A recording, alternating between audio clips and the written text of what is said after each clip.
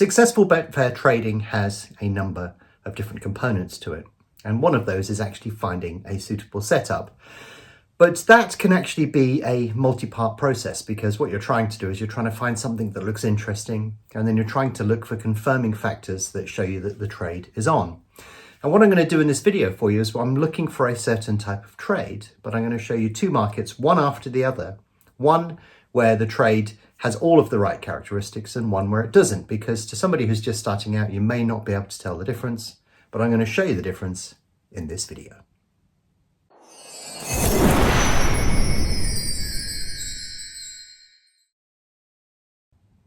So the thing to note that what I'm trying to do in this market is catch a short trend. Now, the trend can change depending upon how quickly you get involved in the market. So on this particular day, we were getting markets quite close together and they were sort of running slightly into each other. So I knew I'd only be able to get involved right near the start of the race within the last couple of minutes or so. And you know, if you trade the markets regularly, you get this crazy little period around 2 minutes. And very often what you tend to see is that the price tends to invert around this particular period, but not always, as we're about to find on this video. But there are also other characteristics. If we have a slightly shorter price in the market, that tends to create bigger trends and larger movement within the market. The market type that we're actively trading can create that as well. But also when we're looking at what is going to happen within the market, there are certain other characteristics that can tip things in our favor. So when we see the price on something has come a long way, you have to sort of feel, is it going to continue in that particular path or not? We're going to identify that with the very last piece of the puzzle on this video. But also there are things that can help tip that in our favor. So trading at crossover points, if we can do an entry, a lay to open entry within a market where we're near a crossover point, then every increment that the price goes up from that point onwards works 2 to 1 in our favor. So that's a good setup as well. So generally when you're looking at a market, you're trying to create a scorecard of what you want to see within the market. It's very rare that a market will tick all of those boxes, because if it's a 10 out of 10, then you just remortgage the house, put it all on that particular trade, and hey presto, you can make loads of money very, very quickly. So it's more likely that you're going to get a graduation of, oh, this is a 6 out of 10, this is a 7 out of 10, or maybe this is a 3 out of 10. And what I do to improve my chances of profiting in the long term and minimizing my losses is, if I feel confident that a trade is going to work well, I use larger amounts of money. If all of those boxes are ticked, I'll use a full stake in the market. But if it's not, then I will use a much, much smaller stake if I'm uncertain, or I may just not trade it at all. And you'll actually see both of these in full effect on both these trading videos. So here's an interesting setup that I found in this market.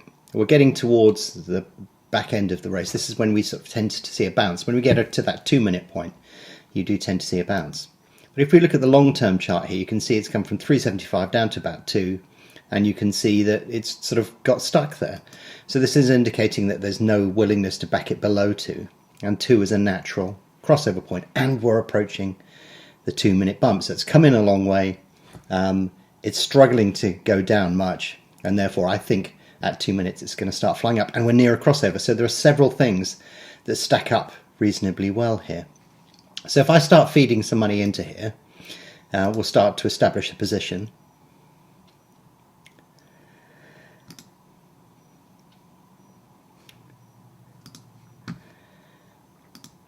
And what I'm trying to do is sort of get, reasonable amounts matched before that 2 minute period. And then we're probably going to see a bit of action when that 2 minute chaos begins to count. And you can hear my machine is telling me it's coming up to 2 minutes. So what I'm going to do is put my closing position somewhere where I think we could possibly reach, which will probably be around 224 if we get a bit of an acceleration. So if I drop a few orders in here, one of the advantages of spreading out the orders like this is we don't need to get the exact price at which it will get matched. We will get little bits of it matched on the way up. And you'll see that the green space begins to extend downwards, indicating where our potential for loss is. And you can see it's gradually going beyond where the price has traded. But, we're not doing anything fantastically clever here. All that I'm doing is sort of saying, well, it's gone too far, it's stuck.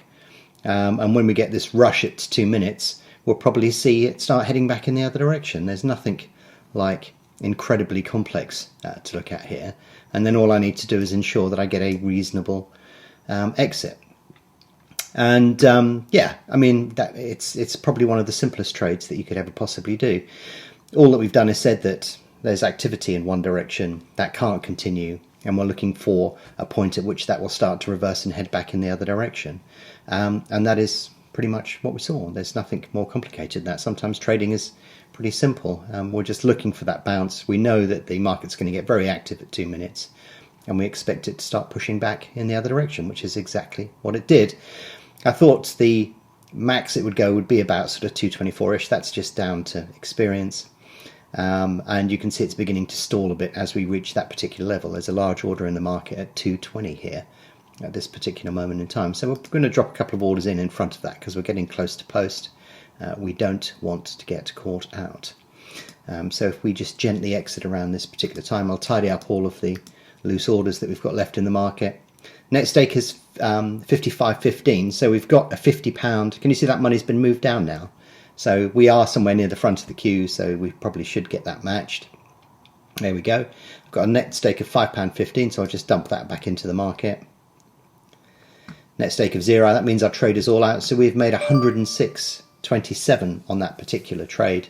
Or £48 fully hedged, and you can see that took me next to no time at all. We were just looking and waiting for a particular setup to occur in the market, and then we took advantage of it. So yeah, really simple and easy way to do this particular trade. There was nothing dramatically complicated about that. We were just looking for a bounce in the market, and we knew roughly where to look based upon how far the favourite had moved and our timing within the market. So we're looking at the 6.15 at Yarmouth now, which is the next race after the trade that we just did. And we've sort of got a similar setup here. You can see the price has come in from higher levels, but not quite as strongly. It's a much, much weaker setup. And if we look at the ladder here, you can see there's 4.5 grand here, but you can also see the spread of the volume that's arriving in the last 60 seconds is pretty spread out. That money's disappeared from there. It'll be interesting to see if it reappears somewhere else. But this gives you the impression that this is beginning to be backed a little bit. In other words, there is momentum in this particular trade. We're some way off of the crossover point as well, so the chance of getting above that and having a slightly safer trade isn't as good. But yeah, can you see how it's all sort of really spread out? And also, it's come from a lower point, and that trend is sort of, you know, a little bit firmer within there. We've also seen a large amount of money appear within the market.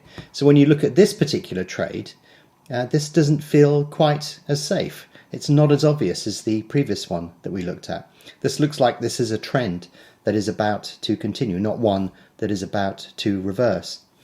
We can use other information as well, but when we're looking at trading order flow, we're looking at price action, which would be the charts that we can see. And we're also looking at where those orders are going. That's what order flow trading is all about. And we can see that the orders here are really well spread out. So you can see it's beginning to slow down a little bit from here.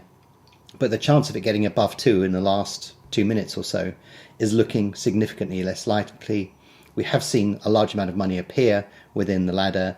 That appeared to be interested in backing it. It's very well spread out. So this isn't the sort of candidate that you would think would be a really good example of doing what we did in that previous trade. So just so that you know that I didn't cut the video off at an opportune moment, you can see here we are now inside the 2 minute period, the period where you get a lot of money arriving in the market. We've seen a little bit of a bounce, but it's not been particularly strong, and most of the money has been matched around this particular level. And every time a little bit of money comes on this side, some other money comes to sort of beat it back up. So you can see it's just spiked out there. I reckon that this will come back in again in a second.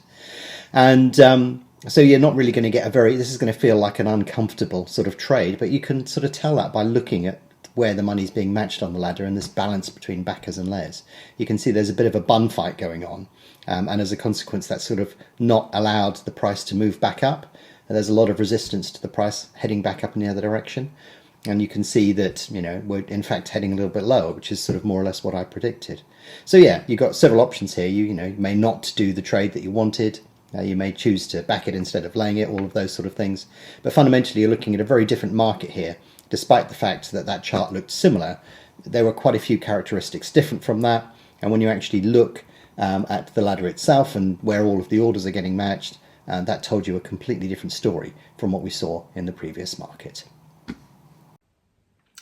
So I hope this explanation has been useful for you, because what I've done is I've taken one strategy and then I've applied it to one market and not the next. Hopefully you can see and understand exactly why I did that.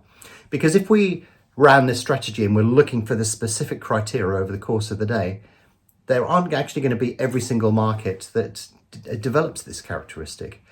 So one of your skills as a trader is you practice a certain type of setup, you practice a certain type of strategy, you look for the markets where this is likely to occur, and then you do your best to execute to your ability in that particular market. And when you've mastered that, you can then start working on other strategies as well. So when I tend to turn up to market, I look at the market, I make an assessment of what it's likely to do based upon my experience. But you don't have to do that, because that's actually a learned task.